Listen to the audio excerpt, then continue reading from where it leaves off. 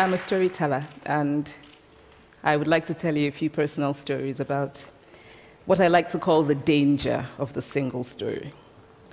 I grew up on a university campus in eastern Nigeria. My mother says that I started reading at the age of 2, although I think 4 is probably close to the truth. So I was an early reader, and what I read were British and American children's books. I was also an early writer. And when I began to write at about the age of 7, stories in pencil with crayon illustrations that my poor mother was obligated to read, I wrote exactly the kinds of stories I was reading. All my characters were white and blue-eyed. They played in the snow. They ate apples. And they talked a lot about the weather, how lovely it was that the sun had come out. Now, this despite the fact that I lived in Nigeria. I had never been outside Nigeria. We didn't have snow. We ate mangoes. And we never talked about the weather because there was no need to. My characters also drank a lot of ginger beer because the characters in the British books I read drank ginger beer. Never mind that I had no idea what ginger beer was. And for many years afterwards, I would have a desperate desire to taste ginger beer. But that is another story. What this demonstrates, I think, is how impressionable and vulnerable we are in the face of a story, particularly as children. Because all I had read were books in which characters were foreign, I had become convinced that books, by their very nature, had to have foreigners in them and had to be about things with which I could not personally identify. Now, things changed when I discovered African books. There weren't many of them available, and they weren't quite as easy to find as the foreign books, but because of writers like Chinua Achebe and Kamaralaye, I went through a mental shift in my perception of literature. I realized that people like me, girls with skin the color of chocolate, whose kinky hair could not form ponytails, could also exist in literature. I started to write about things I recognized. Now, I loved those American and British books I read. They stirred my imagination. They opened up new worlds for me. But the unintended consequence was that I did not know that people like me could exist in literature. So what the discovery of African writers did for me was this. It saved me from having a single story of what books are. I come from a conventional middle-class Nigerian family. My father was a professor. My mother was an administrator. And so we had, as was the norm, live-in domestic help who would often come from nearby rural villages. So the year I turned 8, we got a new houseboy. His name was Fide. The only thing my mother told us about him was that his family was very poor. My mother sent yams and rice and our old clothes to his family. And when I didn't finish my dinner, my mother would say, "Finish your food. Don't you know people like Fide's family have nothing?" So I felt enormous pity for Fide's family. Then one Saturday, we went to his village to visit. And his mother showed us a beautifully patterned basket made of dyed raffia that his brother had made. I was startled. It had not occurred to me that anybody in his family could actually make something. All I had heard about them was how poor they were, so that it had become impossible for me to see them as anything else but poor. Their poverty was my single story of them. Years later, I thought about this when I left Nigeria to go to university in the United States. I was 19. My American roommate was shocked by me. She asked where I had learned to speak English so well and was confused when I said that Nigeria happened to have English as its official language. She asked if she could listen to what she called my tribal music and was consequently very disappointed when I produced my tape of Mariah Carey. She assumed that I did not know how to use a stove. What struck me was this. She had felt sorry for me even before she saw me. Her default position toward me, as an African, was a kind of patronizing, well-meaning pity. My roommate had a single story of Africa, a single story of catastrophe. In this single story, there was no possibility of Africans being similar to her in any way, no possibility of feelings more complex than pity, no possibility of a connection as human equals. I must say that before I went to the US, I didn't consciously identify as African. But in the US, whenever Africa came up, people turned to me, never mind that I knew nothing about places like Namibia.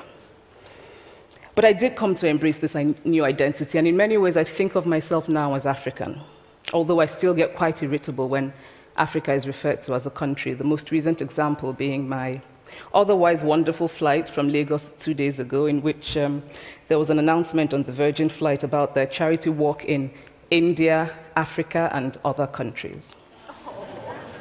So after I had spent some years in the US as an African, I began to understand my roommate's response to me. If I had not grown up in Nigeria, and if all I knew about Africa were from popular images, I too would think that Africa was a place of beautiful landscapes, beautiful animals, and incomprehensible people fighting senseless wars, dying of poverty and AIDS, unable to speak for themselves, and waiting to be saved by a kind white foreigner. I would see Africans in the same way that I, as a child, had seen Fide's family. This single story of Africa ultimately comes, I think, from Western literature. Now, here's a quote from the writing of a London merchant called John Locke, who sailed to West Africa in 1561 and kept a fascinating account of his voyage. After referring to the black Africans as beasts who have no houses, he writes, "They are also people without heads, having their mouths and eyes in their breasts." Now, I've laughed every time I've read this, and one must admire the imagination of John Locke. But what is important about his writing is that it represents the beginning of a tradition of telling African stories in the West, a tradition of sub-Saharan Africa as a place of negatives, of difference, of darkness, of people who, in the words of the wonderful poet Rudyard Kipling, are half devil, half child. And so I began to realize that my American roommate must have, throughout her life, seen and heard different versions of this single story. As had a professor who once told me that my novel was not authentically African. Now, I was quite willing to contend that there were a number of things wrong with the novel, that it had failed in a number of places, but I had not quite imagined that it had failed at achieving something called African authenticity. In fact, I did not know what African authenticity was. The professor told me that my characters were too much like him, an educated and middle-class man. My characters drove cars. They were not starving. Therefore, they were not authentically African. But I must quickly add that I, too, am just as guilty on the question of the single story. A few years ago, I visited Mexico from the US. The political climate in the US at the time was tense, and there were debates going on about immigration. And, as often happens in America, immigration became synonymous with Mexicans. There were endless stories of Mexicans as people who were fleecing the healthcare system, sneaking across the border, being arrested at the border, that sort of thing. I remember walking around on my first day in Guadalajara, watching the people going to work, rolling up tortillas in the marketplace, smoking, laughing. I remember first feeling slight surprise, and then I was overwhelmed with shame. I realized that I had been so immersed in the media coverage of Mexicans that they had become one thing in my mind, the abject immigrant. I had bought into the single story of Mexicans, and I could not have been more ashamed of myself. So that is how to create a single story. Show a people as one thing, as only one thing, over and over again, and that is what they become. It is impossible to talk about the single story without talking about power. There is a word, an Igbo word, that I think about whenever I think about the power structures of the world, and it is nkali. It's a noun that loosely translates to be greater than another. Like our economic and political worlds, stories too are defined by the principle of nkali. How they are told, who tells them, when they are told, how many stories are told, are really dependent on power. Power is the ability not just to tell the story of another person, but to make it the definitive story of that person. The Palestinian poet Mourid Barghouti writes that if you want to dispossess a people, the simplest way to do it is to tell their story and to start with secondly. Start the story with the arrows of the Native Americans and not with the arrival of the British, and you have an entirely different story. Start the story with the failure of the African state and not with the colonial creation of the African state, and you have an entirely different story. I recently spoke at a university where a student told me that it was such a shame that Nigerian men were physical abusers like the father character in my novel.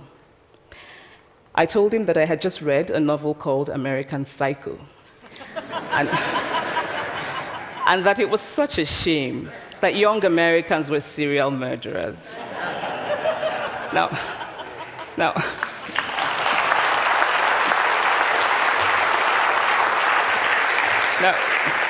obviously, I said this in a fit of mild irritation, but it would never have occurred to me to think that just because I had read a novel in which a character was a serial killer, that he was somehow representative of all Americans.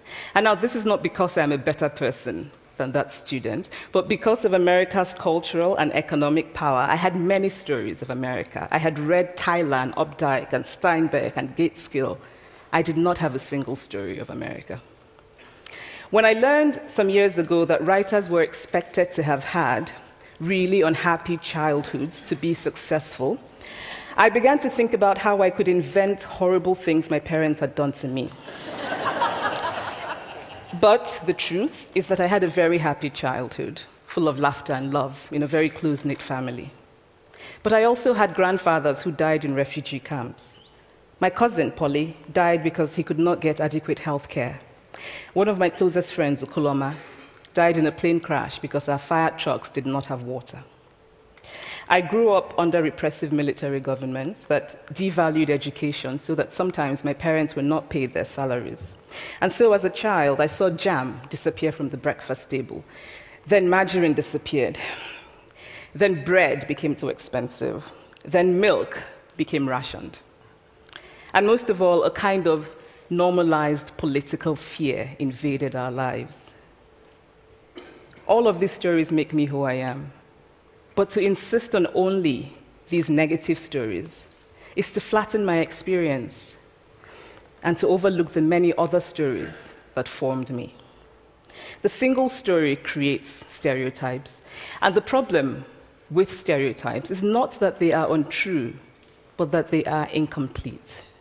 They make one story become the only story. Of course, Africa is a continent full of catastrophes, the immense ones, such as the horrific rapes in Congo, and depressing ones, such as the fact that 5,000 people apply for one job vacancy in Nigeria. But there are other stories that are not about catastrophe, and it is very important, it is just as important to talk about them. I've always felt that it is impossible to engage properly with a place or a person without engaging with all of the stories of that place and that person. The consequence of the single story is this: it robs people of dignity. It makes our recognition of our equal humanity difficult. It emphasizes how we are different rather than how we are similar. So what if before my Mexican trip, I had followed the immigration debate from both sides, the US and the Mexican? What if my mother had told us that Fide's family was poor and hardworking?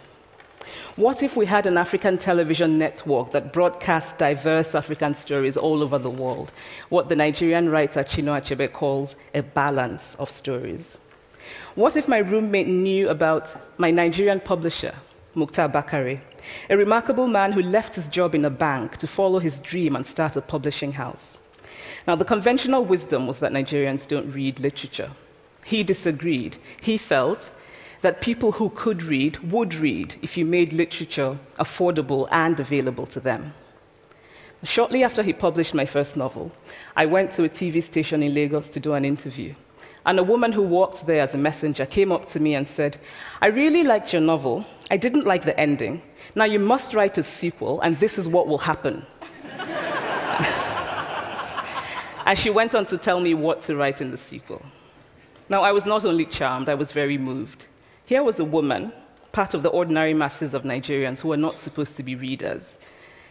She had not only read the book, but she had taken ownership of it and felt justified in telling me what to write in the sequel.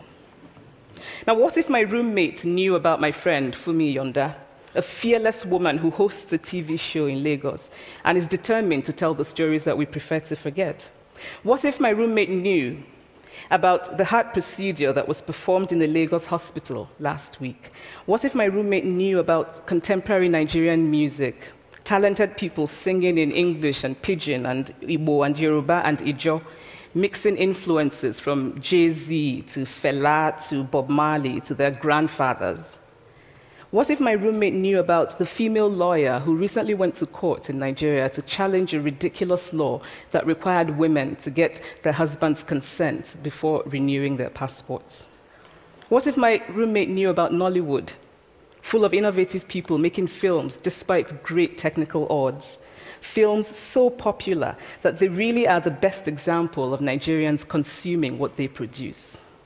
What if my roommate knew about my wonderfully ambitious hair braider who has just started her own business selling hair extensions?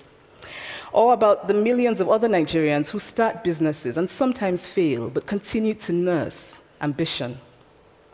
Every time I am home, I am confronted with the usual sources of irritation for most Nigerians: our failed infrastructure, our failed government, but also by the incredible resilience of people who thrive despite the government rather than because of it.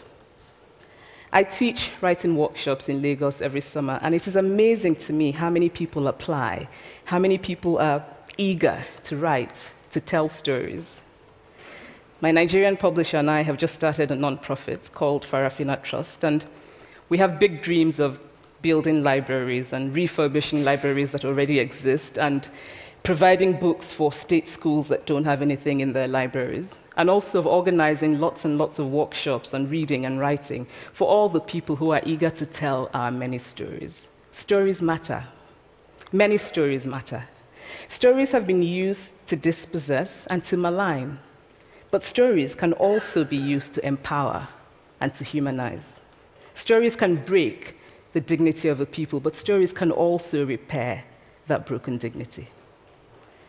The American writer Alice Walker wrote this about her southern relatives who had moved to the north, and she introduced them to a book about the southern life that they had left behind. They sat around reading the book themselves, listening to me read the book, and the kind of paradise was regained. I would like to end with this thought, that when we reject the single story, when we realize that there is never a single story about any place, we regain a kind of paradise. Thank you.